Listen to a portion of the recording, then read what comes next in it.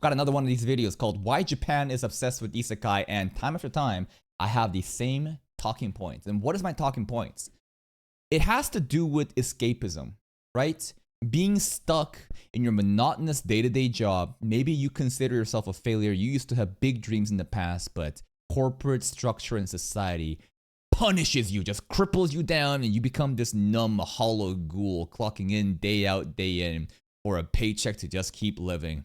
And to have a genre of anime where it's all about, you know, that kind of person having a second chance, having to do over something, it's very enticing. It's very compelling. Now, you would assume that this concept would be brought appealing to not just Japanese people and to everyone else. And that's why I think isekai anime is quite popular even outside of Japan. But why specifically Japan is this even more profound?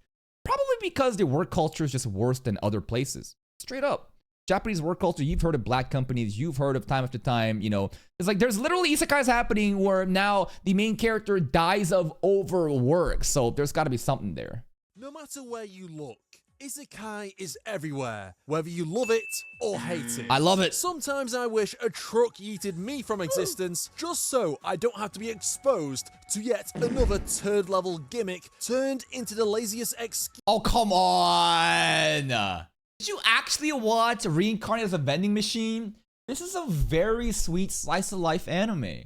I watched a couple episodes before I had to drop it because the audience, you know, did not care about this anime. I checked it out. And I thought it was genuinely a fun, chill experience. Excuse for a plot possible. Yes, I am no means the greatest fan of isekai, but I am aware there are some decent isekai shows out there. Mushoku Tensei and ReZero is just decent? Oh, Eminence in Shadow. Yo, hold up. Isn't that clear? Ain't this clear? This is maybe not clear. Maybe the other girl. Anyways, that reminds me of Eminence in Shadow. Maybe. But honestly, it just makes me wonder Akane? why That's these the one. cheap cash grab series keep getting anime adaptations. Why? Because it's cheap cash grab. You just explained it. I mean, we already know that there is one specific website where all the best and famous isekais come from. It's also why everyone has the same titles. That time I got reincarnated as a slime. That time I got reincarnated as a sword. That time I got reincarnated as a vending machine. That time I got reincarnated as a hot spring. It's all following the same, you know, structure and formulas of successful series. People see that it is, you know, possible to just create these, you know, isekai stories and just upload your, you know, content to this website in Japan. I forget the exact name of it. And if it gets enough interest, then there's a chance for it to get an adaptation. There's so much people pumping out this content because, again, isekai is a very popular genre that resonates with a lot of people. Because there's a lot of isekais, of course, with anything, the more you have of something, the more shit you will also have in return. Nah, but seriously, I bet you're curious too how we even got to this point. So let's travel back in time to discover how Japan became obsessed beyond belief with this subgenre that infiltrated every last web novel, light novel, anime, and manga. And why isekai may be a threat to civilization as a whole. I don't think it's that fucking serious. Highly credited anime historians, aka losers like me, often cite the 8th century folktale Urashima Taro as the precursor for all isekai. Oh, I thought you're gonna say like Inuyasha or like a very OG show, which is, I mean, Dragon Ball also is isekai. You know?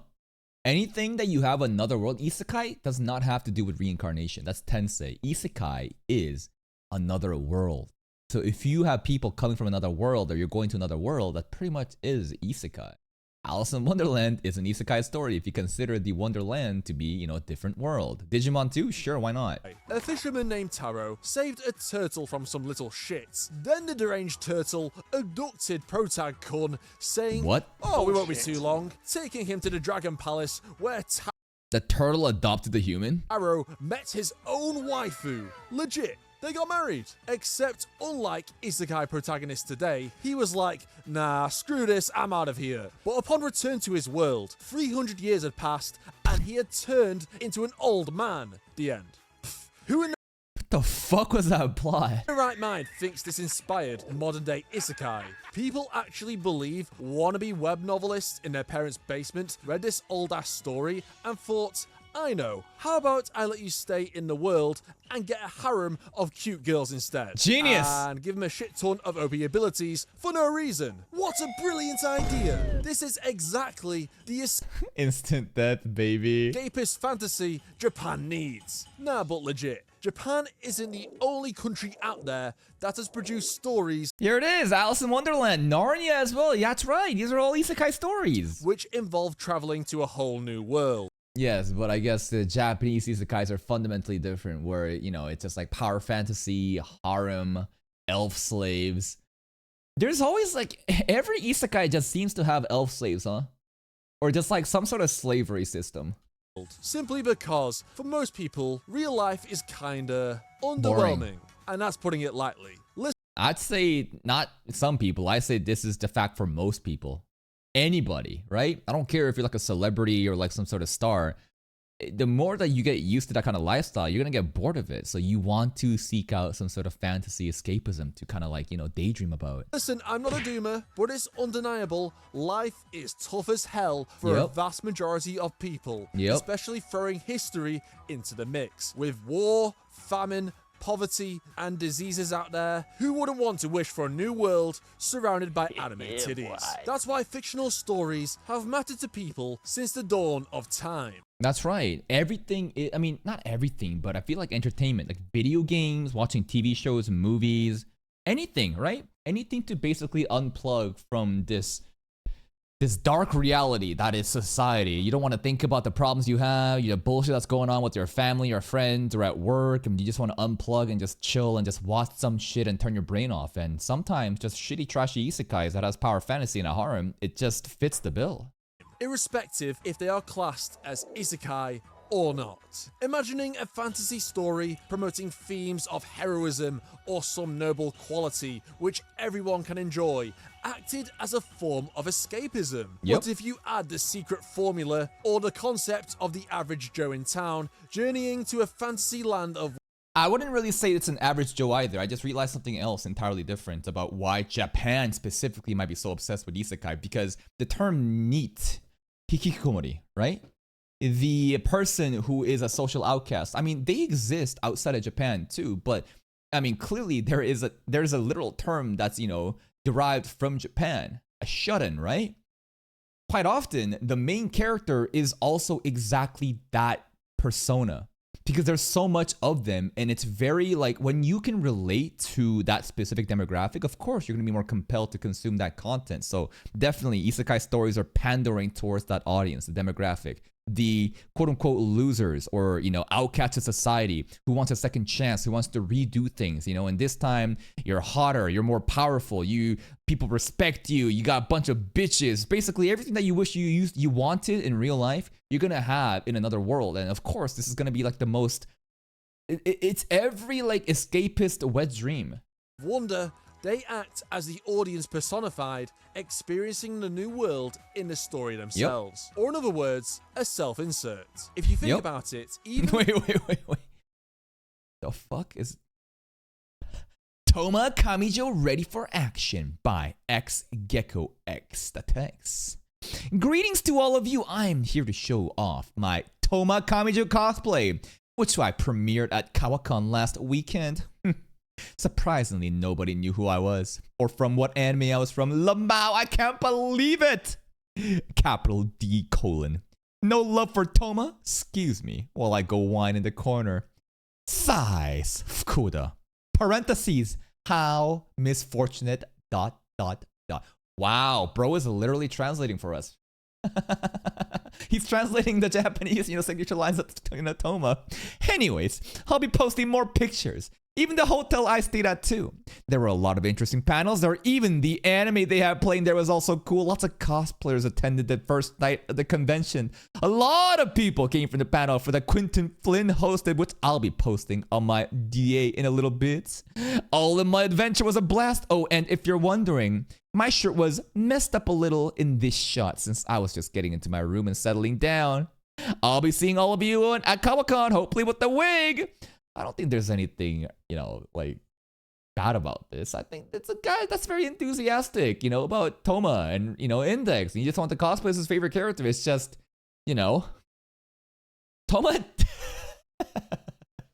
No one's gonna recognize his character if it's just a white button-up shirt with jeans. You know what I mean? Toma's design is so fucking normie that, like, how could you possibly think that this is so? It's so hard, right? This isn't even like a cosplay issue. It's the fact that the character is like, the outward design is so bland that no one would fucking know unless you had that spiky hair. Words, a self-insert. If you think about it, even the concept of heaven in world religions could be classed as an isekai. I know that sounds kind of stupid, but let me cook. For the average medieval peasant who lived a pretty terrible life. True. The afterlife, heaven. It's a form of escapism. Knowing that this suffering will end one day and I will be, you know, enjoying an eternal bliss in heaven, a different world, right? Escapism. Of hard manual labor and no opportunities in life, they found solace from the stained glass windows of the local church, believing through their faith an eternal life of happiness and peace awaited them after death. Here's the thing though, why don't you just end yourselves then? Exactly, remember Orb, and that was a specific question projected to those people who cling on to religion and saying heaven is the albeit, you know? But if it's like you're so excited for heaven, why don't you just go to heaven right now? I think there's a passage in the Bible or something that says that if you unalive yourself, then you're kind of banished from the pearly gates, yeah, because suicide is a sin. Yeah, exactly. Couldn't you, you know, plan something where you accidentally die though? I don't know.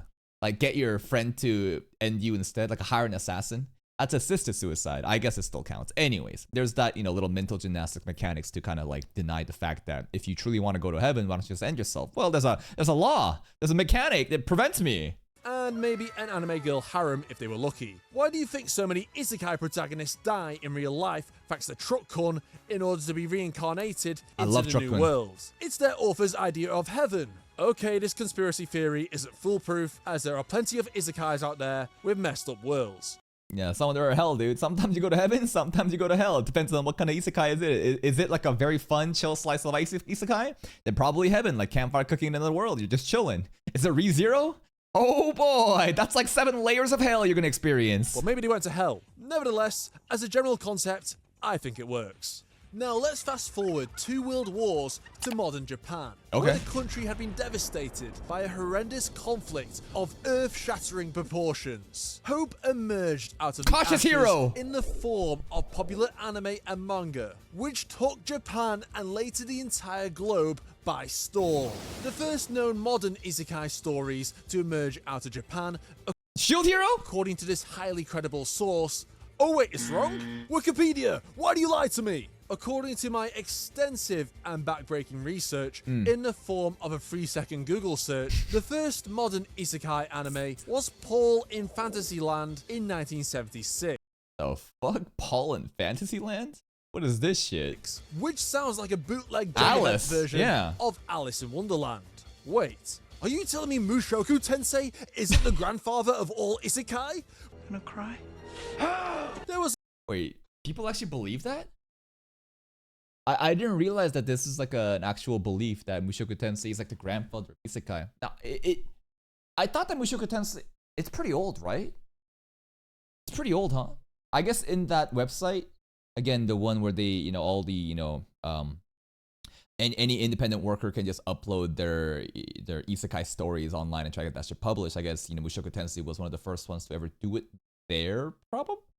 I don't know. There's also 1981 Superbook, which is a Christian anime. No, seriously, it is. I'm not joking. Video games also became mainstream in the 80s, and thus, the ingenious idea to combine this new medium with anime was spawned. Genius. Admittedly, while it is easy for us humans from the future to look back in retrospect to uncover the mind-blowing origins of isekai in Japan, the reality is that there weren't really enough series that followed the same tropes or formula which had that same mass appeal we see in recent years. God, season 1 of, you know, the Mao-sama anime. This is actually so good. Season 2, what the fuck happened? They were stories that just so happened to have the main character or multiple characters from one world travel to another different from their own. It had not yet become an oversaturated subgenre or even recognized as a subgenre for that matter. Even in the early 21st century, there were only a few,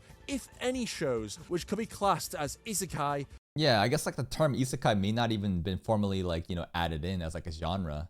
Like a meta hasn't been formed just yet. Often adapted from light novels or manga. Zero no Tsukaima in 2004. Hey, there it is again. Oh, what time was this account created? Account pretty old. Okay, here we go. A new one to the Coliseum. Let's go. You got one fucking rule to not break and you ignore the pop-up warning message. Now, you will face trial by RNG. Get your bets in. Heads ban, tails no ban. Oh man, are we gonna get... No. This is a pretty new account. This is an account that was made, on March 20th, 2018. I don't think it's like a dupe account. All right, get your bets in. Get your bets in to see what's gonna happen to the fate of this account. One coin toss will determine the fate of you very soon. Here we go. Get your bets in. Is it all in? All right, the bets are in. Let's look at the breakdown. On heads, we got a bunch of bloodthirsty goons. 250k coming from Axelier. And on tails, Kai the Bond coming with 250. Okay, all right, here we go. One coin toss. Flip. That's rigged. This is actually rigged right now. It's been the heads 7 times in a row. All right, it's time to get banned, Mr. BRXNC0. Now, do you have any last words before you go out? If you make me laugh, then I'll reduce your sentence. You have 10 seconds to say something. You got 10 seconds. Here we go. You better say something. You try to run away from this shit, you're gonna get punished. Here we go. Come on now. Time is ticking. People are waiting. Your message is, I just got in here from YouTube and asked a question. Well, guess what, dumbass? The moment before you fucking type into chat, a pop-up shows up with the rule that you ignore because you're impatient. If you just look at the literal fucking screen right now in front of you, it tells you too. What does it say, my man? Right over here. Ask if or when we've watched something equals 2-week vacation. But some people just don't know. So now I have to make content out of you. And now since you're going to feign ignorance and you didn't even try to make me laugh, you're going to go out for 2 weeks. It is what it is, man. You did this. You made me do this. This wasn't me. You made me do this. Reflect on your action for the next 2 weeks. Being one example. By the way, if you would like to see me make a video about why the hell idol anime became so popular in the first place, then... Why? Idol culture. Idol culture is so big in Japan. I would assume that idol culture was already established in Japan and therefore an idol anime would just pop off. Subscribe to the channel so you don't miss out. Now, let's talk about what we can describe as the isekai boom. Anime subgenres have existed for a long time, with some like Battle Shonen and ecchi harems still surviving to this day. And during this time, light novel adaptations started trending, which featured isekai or reverse isekai stories. The latter being where a character from a fantasy setting gets sent to a world not too dissimilar from our own. We went from having a few shows per year, which could arguably be classed as isekai under our 2023 lens, to now more than 20 isekai a year, and only? I feel like there's 20 isekais per season. God knows how many web novels that haven't even been adapted into anime yet. Yep. What I believe truly launched the disease known as isekai into multiplying faster than the bubonic plague was the internet itself. Thanks to the digital world, any idiot could go online and write their own web novel. Yeah, and I think that if the web novel is compelling enough to get picked up by like an anime studio to be made an anime of, even if it's just like a quick cash grab, like that's great. I think that it's actually so cool that like you, without having any connections, without having any resume or anything, you can write your own crazy story. And if you think you're good enough, then prove it. It'll get recognition on this website where shows like Overlord, Konosuba, Mushoku Tensei, Re:Zero, all the fucking greats, right, have made it there. It's actually such a cool opportunity. Fanfiction. Meaning if you were an aspiring Japanese novelist, you no longer needed the traditional route of applying to publishers or entering novel writing competitions. That's amazing, man. Look at the accessibility, right? The barrier to entry to actually try to become a hit author no longer exists. Now, it's all about just merit rather than just, getting gatekept by this different interview and application processes. Just prove it with your own content that it's good enough. To gain recognition and attract a loyal fan base. And due to some of these web novels becoming so goddamn popular, it wasn't long before they were approached by publishers, giving them their big break, and later adapted into anime. Re:Zero, Mushoku Tensei, Tensora, and many, many more. All great picks, man. I think a lot of people would consider these the big three. I think that Overlord also probably has a place in this, but I haven't watched it just yet. But these three, fantastic isekais. Followed this route into the mainstream, with lots of new undiscovered talents, writing isekai stories online, and later getting snapped up and selling thousands, if not millions of novels. What could possibly go wrong? Everyone now is clout chasing for a piece of the new isekai pie, drastically increasing the number of isekai authors. But here's the thing, what's bad about that? I honestly don't understand the complaints when people say there's so much isekais. Just don't watch it then. Like straight up, do you think that you are being forced to watch these shows? And then the other arguments could be, well, other animes are no longer being produced because there's so much isekai garbage being pumped out. Well, guess what? That's reflective of what the market wants. And you as an individual may not like isekai, but for every one of you, maybe 100 other exist that craves this shit. The entitlements that you think that you're better than everyone else, that you have a superior taste in isekai in anime, it doesn't matter. None of that shit fucking matters. It's what the market wants, this greater entity known as the audience, and they chose that they want to watch isekai. That's why we're getting so much fucking isekai pumped down our throats. And once people get sick of it, once people realize that this is so much fucking garbage stuff, we want something else, then some other shit will happen. I just feel like bro, just stop watching it. Just watch something else. But as original ideas are increasingly scarce in modern light novels and anime, and due to this subgenre becoming competitive as hell, it became easy to pull a ridiculous gimmick out your ass and give it an isekai layer of paint. Yeah. Original writing! Unless getting reincarnated as a hot spring or a vending machine showcases the genius of modern Japanese writers. Well, obviously, the authors themselves know that what they're doing is not genius. It's simply a saturated market. There's so much competition. Everyone is writing their own isekai stories. How do you stand out in a field that's so saturated? You want to be special. You want to have something so ridiculous that it gets the attention. And that's why the titles are like this. And again, Vending Machine, I think, was a totally fine anime. I thought that it was actually really fun to watch. Japanese writers. Although it can be argued that writing something wholly original is now impossible. Therefore, it's natural to take inspiration from other works. Yeah. But come on, who the hell is asking for these generic isekai that a lot of people. Straight up, I don't have the numbers, but the fact, do you think that these greedy ass fucking corporations that only care about money and don't even care about what kind of content they're producing would focus so heavy onto this shit if it wasn't printing money? Why is it printing money? Because the consumers fucking want that shit. If the consumer simply didn't want it, they wouldn't focus on this. That either rip each other off or revolve around a stupid gimmick. Because, isn't it quirky that our main protagonist is a sex worker now? Holy Jesus. Okay. What is that? Sex worker in another world.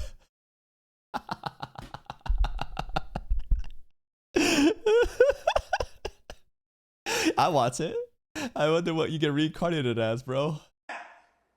What the is that? Therefore, the market has now become so oversaturated that it's now a relief when non-isekai get attention.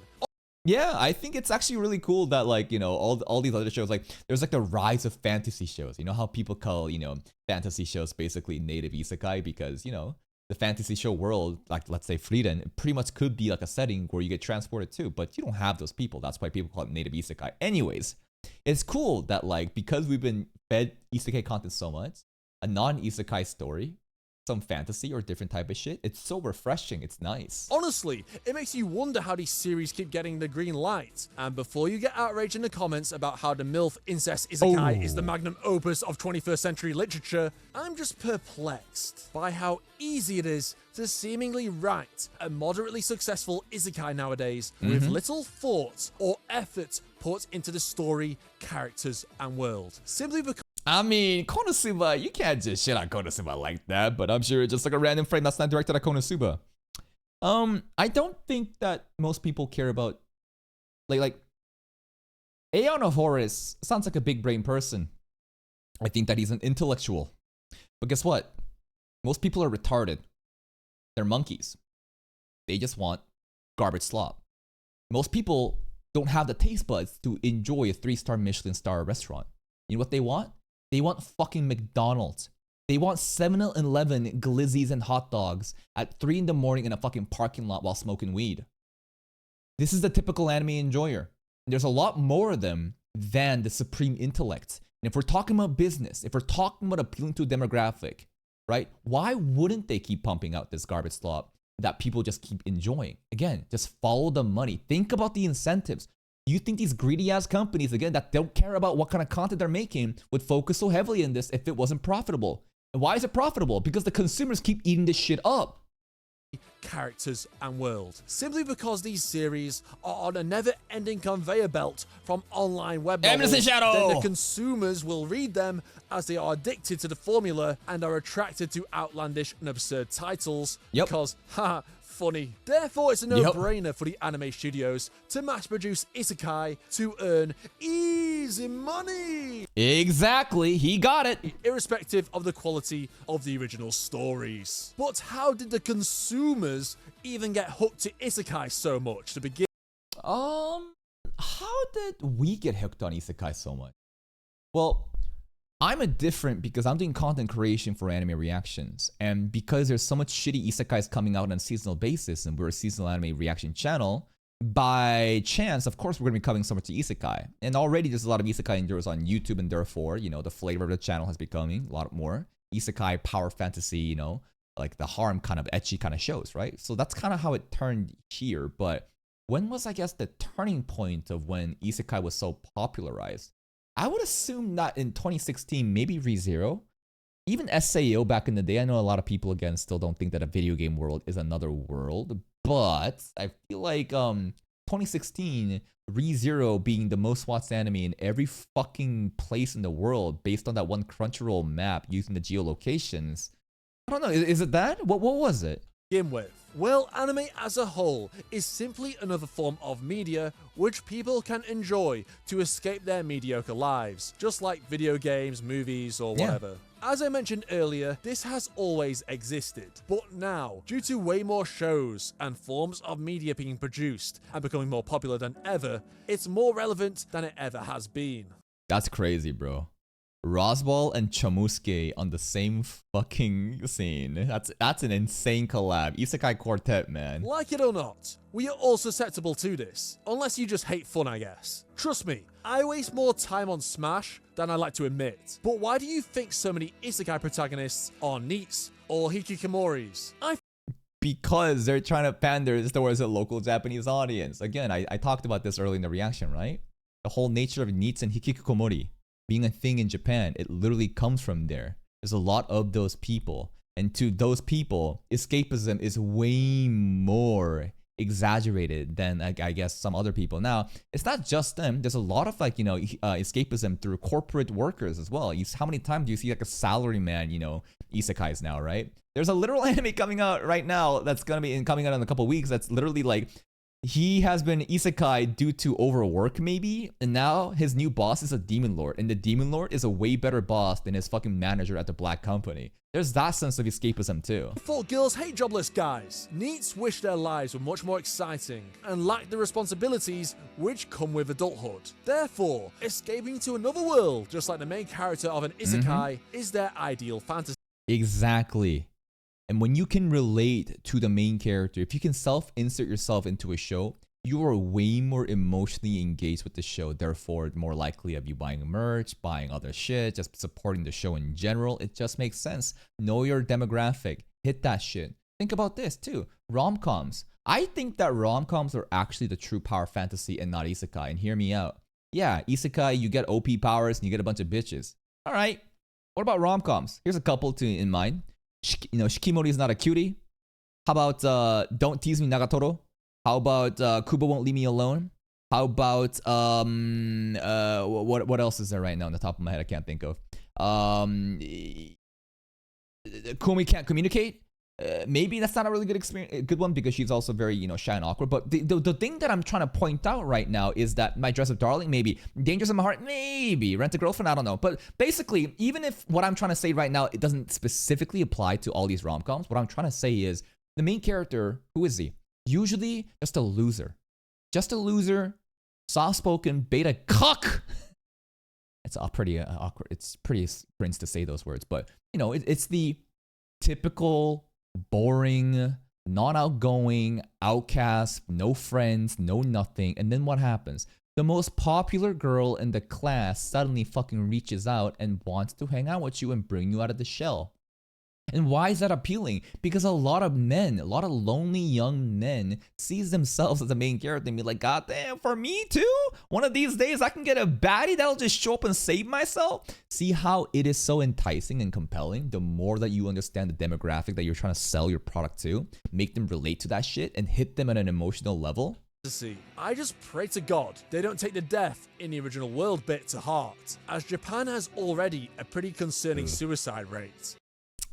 South Korea #1, baby. I'm pretty sure South Korea is ahead of Japan in this. We truly are #1 at everything. That's a very dark joke. Especially because of what happened recently with the whole airplane incident. Holy fuck. What a tragic incident. Like yesterday, I was just scrolling through TikTok and bro, I'm like, is this real? The whole airplane incident? Apparently it's a Boeing airplane too. Dude, what the fuck? Even putting shut-ins and hermits aside, working life in Japan does often have a bad reputation, mainly in the big cities, I imagine. Exactly right. Even though, corporate work culture is very, tiring and very soul-crushing, it's even more exaggerated in Japan because of how it's insane, the work culture there, right? Black companies, blah, blah, blah. China is also just like that too. China hasn't even I don't know what maybe there needs to be a tier list of the worst work-life balance countries, but China has a whole fucking culture of 996. You know what 996 is? You work from 9 a.m. to 9 p.m. 6 days a fucking week, baby. So that is also really nuts. As apparently it's surprisingly common for employees being coerced to work overtime constantly and incentivized not to take holidays. Therefore, anime, especially isekai, is a convenient way for them to imagine a more engaging reality. Maybe especially when the main character literally gets reincarnated by dying from overwork. So from Welcome to the NHK was right in saying that TV companies air addictive anime to turn more people into shut-ins as part of a sinister conspiracy. I mean, I wouldn't go far as to say isekai is the root of all evil, or would I? Nah, but seriously. That's crazy logic. Isekai is the root of all logic because of the shitty work-life balance that exists in Japan, and therefore it's given... No, there's no connection there. He's just joking around. If you enjoyed a casual isekai every now and then, while still having a real life, wishing you were a piece of slime, or having an instant kill ability which invalidates everyone else, more power to you. The problem is, being addicted to them can be hella unhealthy. Not only because you're being addicted to anything is unhealthy. This isn't specific problem to isekai anime. Consuming just battle shonen is unhealthy. Consuming whatever too much in excess is unhealthy. Throwing money to the run-of-the-mill isekai every single season or book release, you will probably lose touch with reality. But Aeon, Subaru isn't a self-insert because he suffers a gorillion amount of times. Okay, sure. But why do you like ReZero? Let me guess. The world building is so fucking profound and deep. Every character has so much complexity and layers as you get to know more and more about them. The mysteries, the fucking crazy ways that Nagatsuki Tappei is able to, misdirect you and keep thinking about the different conspiracies. Every answer given, 3 more questions happen. Is the characters in the world, right? Escapism doesn't necessarily mean the main character has to be relatable or the one you imagine as yourself, just as long as the world is exciting and interesting enough that it makes you want to watch it rather than looking at paint dry in your house. It's that simple. Or alternatively, you have the Isekai dudes who get all the chicks, have all the OP abilities, and dunk on any enemy that opposes them. God, I wish that was me. This causes the problem of people being unsatisfied with themselves in the real world. So the talking point right now is, the more that you go down this rabbit hole escapism, the more you will be out of touch with reality, and it's unhealthy for you. Yeah, for sure. But I think that this has to do with addiction in anything, right? The same could be said about fucking video games. The more that you just play video games as a sort of anything that has a sense of escapism, and the more you're addicted to it, it's gonna be the same shit. Like, this isn't an isekai specific problem. Again, apply the same concept to rom-coms. You watch enough rom-coms where it deludes you into this false sense of what romance and love really is with a girl, the more you'll never be able to, get an actual fucking girlfriend because you don't even know what a real girl is like. You see how this concept can be twisted into a way to kind of fit a narrative to say, like, this is the root of all evil? Therefore, the idea of a power fantasy character is far more appealing. Welcome to the NHK also has a brief video game isekai arc where the main character Sato gets addicted to a game which is totally not World of Warcraft, as it's way more exciting to be a mage with a cute cat e-girl who turns out to be a dude in the virtual world rather than a neck-bearded loser with no job in reality. And this anime was made before the big isekai boom. While it does focus on video games, I think the message it's trying to suggest also applies to the mass consumption of isekai, as they share similar aspects. And video game isekai are very popular. Neglecting your own reality for the sake of something which doesn't and cannot exist is a terrible approach to life. Yeah, again, like, I absolutely agree, but like, I just don't think this is an isekai specific problem. The more that you delude yourself into, thinking, into consuming something or getting addicted to something to, just run away from your real life problems, of course, the more negative impact it's going to have in your life. Think about procrastination too. Don't even think about watching anime, right? Think about procrastination and how rather than facing your current, problems and different things that you have to do, you set that shit aside to do whatever bullshit it is. Whether it be watching anime, playing video games, going hanging out with your friends, going partying, whatever, the more that you try to do escape. And again, the root cause right now, the root cause of evil is not isekai. The root cause of evil right now could be escapism. Because the one thing in common right now, of all the different concepts and examples that I brought, is the escapism part. And the more that you constantly seek this escapism, the more less in touch with reality you are. But like anything, moderation is key. Escapism isn't just bad, I think escapism is fine. In fact, I think it's actually therapeutic. The more that you just like face reality and all the fucking brutal shit there is without, taking care of your mental health, the more that you're gonna get more fucked up. So having different things to kind of escape by playing video games or hanging out with friends or doing anything else to unplug from the matrix that you're into, it could be actually very healthy. So again, it's just moderation in everything. While Sato does escape the virtual world with the help of his friends, there is another character in NHK who does not leave his room and is permanently etched to his screen, playing the hell out of the game non-stop, who Sato does try to help, as he was in a very similar situation himself. I'm not saying that everyone who watches isekai is like this, but due to more and more isekai being produced and its formula for success, it makes you wonder how many people are taking it this far. Sadly, Probably a lot. Isekai is a subgenre that seems to be going nowhere, and more shows which use the same premise with a weird added gimmick will likely increase in number. I don't think this is a good thing for the industry or consumers, despite anime being more popular now than it's ever been.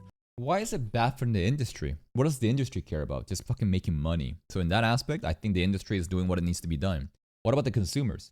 Well, just because the consumers are eating, like, think about this, right? I've been saying that the market dictates what they want. The fact that isekai is popular is a direct reflection of what the audience wants. But here's the thing.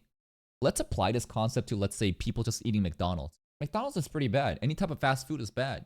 And the more you consume it, the more unhealthy you'll become. You know what I mean? So just because a lot of people are choosing to go to McDonald's because it tastes good to them, does that necessarily mean it's good for the consumers? Absolutely not. So the same concept then can be applied here where, yeah, overconsumption of anything and isekai right now can definitely get you so diluted that's that you can't even realize what's real or fake anymore. And absolutely that is unhealthy. But at the end of the day, like, bro, this is something that needs to be done at a fucking individual level. Addicts and losers who have no self-control will continuously ruin their lives. Just because there's not enough isekai doesn't mean they're not going to ruin their lives. It's up to the individual to be able to come to terms with fucking reality and handle their fucking problems. More isekai, less isekai, none of that shit matters. That person consuming, like, you need self-accountability, and if you can't fucking do it yourself, that's not really anyone else's problem but yours. I think it's because the audience probably prefer to watch simple plots with a concept that is already familiar to them, so they can just enjoy a silly anime without having to overthink. Yeah, and most people watch anime to not critically analyze or critically think, but to turn your brain off and just have fun. Right, the Banished Healer example was very interesting. Banished Healer, you know, we just recently watched that anime and I thought she was so fucking mid. But it's a very simple story that a lot of people can just enjoy without overthinking. Most people are just working hard jobs and they want to watch anime or play video games without having to overanalyze or fucking think about it. They want to just unplug and just chill the fuck out. That's why some sort of familiarity with concepts that you already know and a very simple plot that you can just have laughs about. That's what they're looking for, and that's what they want. I'm not saying every show needs to be intellectually stimulating. All I want is moderation. And thankfully, there are still shows out there which aren't isekai. For now. But as my tinfoil hat theory suggests, isekai will eventually take over the entire industry, indoctrinate our brains, and enslave us to the worlds beyond our own. Maybe. Maybe regression shows will do that as we get more webtoon content. Maybe cultivation shows might do that. Nah. But that's I mean, this part's just a fucking joke. Let me know if you think isekai has gone too far down below. If you would like to see more. Has isekai gone too far? I don't really think so. I think, again, this is a very direct reflection of what the market wants. And yes, like that McDonald's example, just because, you know, the market wants this isn't necessarily healthy for them. I don't think it's really my responsibility or anyone's responsibility to give a fuck about what's healthy for the consumers. The consumers are going to consume what they want, and it's up to their individual, you know, self-accountability and some sort of fucking control to handle shit in moderation, right? Isekai is definitely popular in Japan because of the whole escapism aspect, where in Japan specifically, the work culture is so bad. On top of that, we got Nitsen Hikikomoris, right? That are the prime audience that can relate to these isekai stories because the main characters are just like them. You have a show that's carefully, you know, created to appeal to the specific demographic of people that wants a second chance, a sort of sense of escapism, to do the things that they never were able to do in real life. And you know what? I don't think there's necessarily anything healthy or unhealthy about it. Like anything, it's moderation. And this is not up to the whole industry to fix these people's problems. What they want is to milk as much money off of you. And if you don't have the accountability or self, discipline to control yourself, you're just a fucking loser. And I pity you. Here's the link to the video. Please go check out Mr. Aeon of Horus's channel. Here it is. There it is. Go check it out. This is a pretty good video. I love his Toto videos. Unfortunately, a lot of them have spoilers, so I just can't check it out. But I'll see you next time.